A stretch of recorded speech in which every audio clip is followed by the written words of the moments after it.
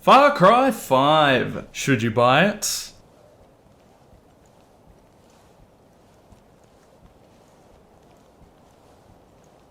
Welcome to a review series called Late Reviews, in which we play and review games sometime after their release date to see if they are worth buying in the current state that they're in. If this review helps you in any way or you want to see more, leave a like or even subscribe to the channel if you're really feeling it. This review will be in the 21:9 aspect ratio to give it that cinematic feel, and also because it's the native resolution of my monitor and makes it far easier to record. I will also only be looking at the base game and not the DLC. I've heard they're pretty crap anyway, but if you're interested in seeing a DLC review, let me know in the comments. With the recent release of Far Cry New Dawn, I thought that Far Cry 5 would count as dated enough to be part of the late review series, as people may be interested in playing this game before Far Cry New Dawn, or just as its own game. Far Cry 5 is basically a massive open world game where you try to defeat a cult that has taken over an area of Montana. The premise of the game is very similar to previous Far Cry games, in which you shoot the bad guys, explore and aim to take down the big baddie at the end. Along the way, you'll discover companions and save friends. One last note before we really jump in. Personally, I haven't ever really played much of Far Cry 3 or 4, so my opinion of this game will not be altered or changed by those previous games. This review, as per usual, is split into categories. As always, we will be starting with graphics. This game was only just released last year in March of 2018, and it shows. This game looks absolutely phenomenal and is definitely one of the most beautiful and awe-inspiring games on the market. Most of the textures within the game appear super high quality and high resolution, both up super close and from a distance. Occasionally there will be some graphical glitches here and there, and I find sometimes objects and textures can look like they're flickering from a distance, but honestly nothing game breaking. All the textures seem to have a lot of small detail put into them to make them look a little more appealing and realistic. The lighting in this game also looks amazing and interacts really well with the environment, from the specularity of the wooden floors to the bright sun reflecting off the small blades of grass. This game also uses solid lens flares, but in this case I believe they add to the experience rather than take away. The character models look pretty good, but obviously no game has managed completely photorealistic humans yet, so they look great for what's currently capable. Hands down, one of the best looking games at the moment. Next up, leading on from graphics, we have a very important aspect to any first person game, in my opinion, and that is atmosphere and immersion. Now obviously amazing and realistic graphics and lighting makes a game pretty immersive, but one issue I had that kept taking me out of the immersion of the game was that on PC, if you adjust your FOV, the game seems to revert it back to default whenever you perform an action such as ziplining, climbing, driving, etc. If you're on a console or don't adjust your FOV at all, this shouldn't be a problem for you, but it annoyed me a lot. The other issue I personally had, due to the fact I was playing in ultrawide, was that all cutscenes would be 16:9 and the HUD would also sit at 16:9. But this won't be an issue for most players, as ultrawides seem pretty uncommon amongst the gaming community. So if you're playing the game on a console or on a PC on a standard monitor without your FOV cranked up, then this game will feel pretty immersive. You can also increase immersion by turning off all the HUD elements once you get used to what everything is in the game, which you will see quite a lot of the content in the background. I have got the HUD off. Next up, we have another contributing factor to the atmosphere of the game: music, sounds, and voice. Starting with music.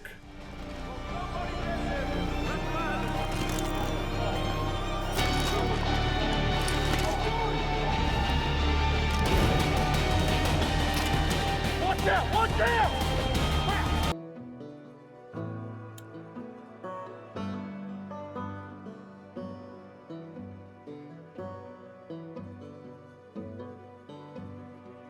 From above!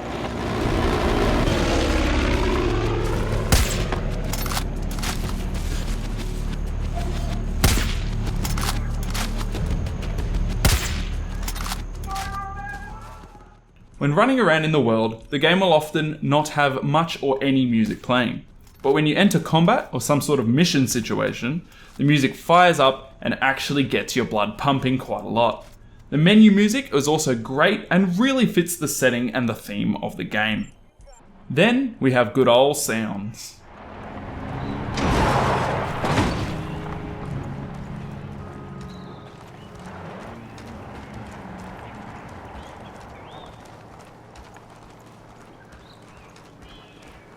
What the hell does Eden's Gate want with a plane anyway? You can't fly anything in a bunker.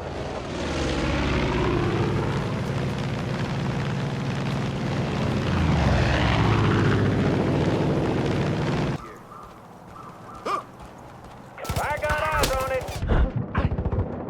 Nice work. God! Cover me! I'm moving! From the running waters of the nearby lake to the sounds of the birds amongst the trees and the rustling of footsteps through the grass, this game's sound design works together to create a cohesive and atmospheric world. When it comes to the action, bullets and explosions sound great, but when you get low on health, your sound becomes all muffled, which I'm personally not the biggest fan of, as I find you spend a lot of time in that low state of health whilst in a firefight. Voice is up next. You got some balls rolling into town like that. Most folk take one look at Eden's Gate and turn the other way. The ones that don't get taught a hard lesson. My dad was one of the first to stand up to him.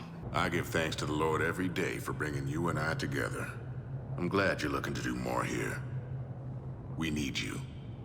As you can see, John Seed's making a lot of people suffer right now, and quite frankly, I can't keep up. Falls End is back to being a thriving metropolis instead of Peggyville. My cousin said the cult's taken an interest in the old Wellington mine. I thought that place had dried up. Wonder what they found. The voices in this game sound how I imagine they are intended to sound, like real Americans who are patriotic and trying to save their town. The main bad guys sound more sophisticated and have less of an accent, which I think suits them and their ideals. Overall, I think the voice works really well in this game. Now we have one of the largest categories whenever I review a game, and that is gameplay. Is the game actually fun to play?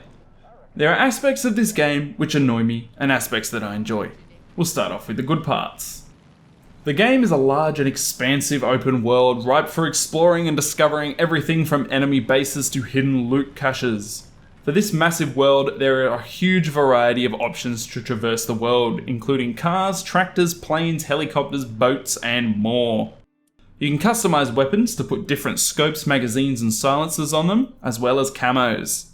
You have multiple approaches to take on a base of enemies, from stealthily to full-on guns blazing to attacking the base with a goddamn plane. I usually try to stealth my way in, then fail, so pull out the assault rifle and go at it. There are 9 specialist companions, ranging from a bear to a guy in a plane who drops bombs on the enemy. As well as 3 extra slots you can recruit random NPCs into, who will have different weapons like an RPG or an assault rifle or a shotgun. I like the implementation of grappling hooks, windsuits, and zip lines, which all just add a fun and unique way to get around the map. I also enjoy the perk system, as you don't only earn perks through leveling up like you do in most games, but instead you can earn perk points just by completing objectives and finding magazines. There are also plenty of perks to pick from. Now onto some things I don't like about the gameplay.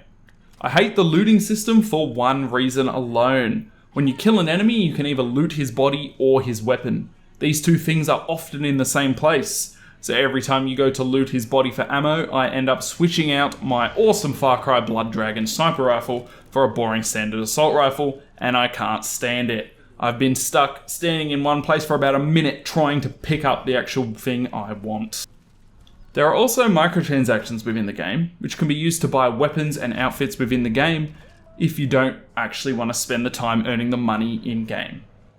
The NPCs are pretty dumb sometimes and will run straight into the enemy or run away when they are meant to be fighting. The enemies can also be pretty stupid, but are excellent shots, which doesn't really make much sense. It also frustrates me that you can't craft in this game, and instead have to rely on buying or finding items such as medkits.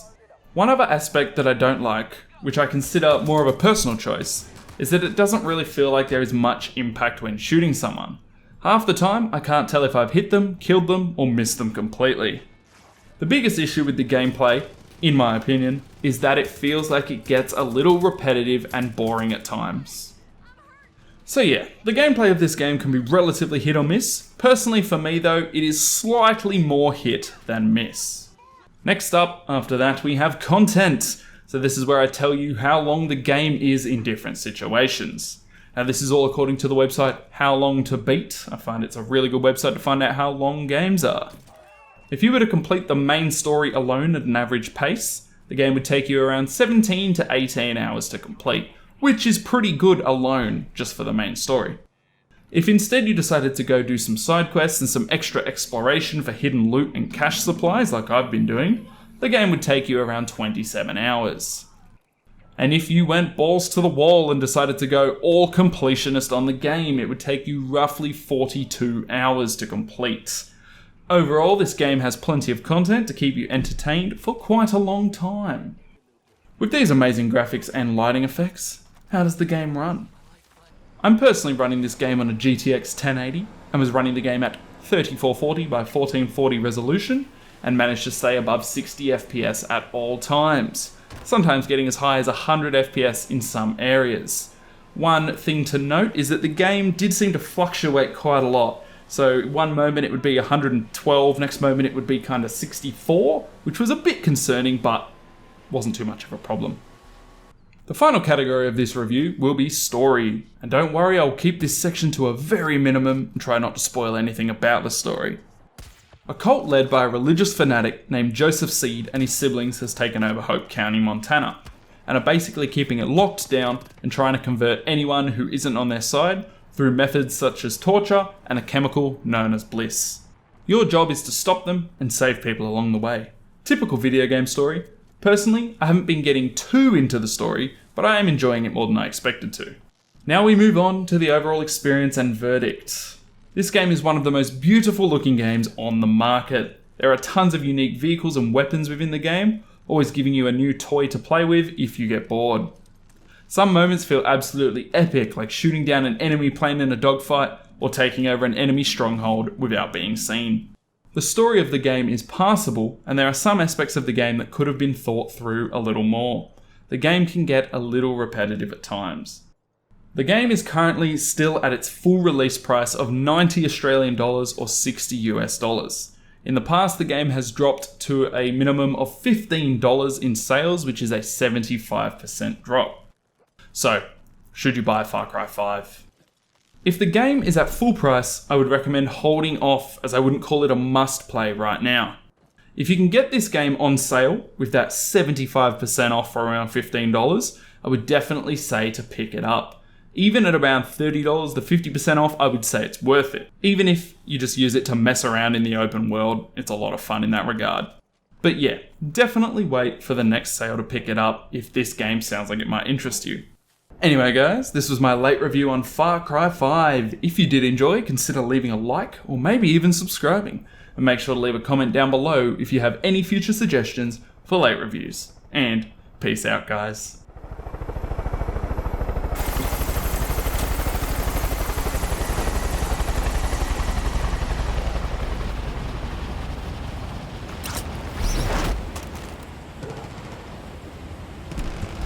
Come on.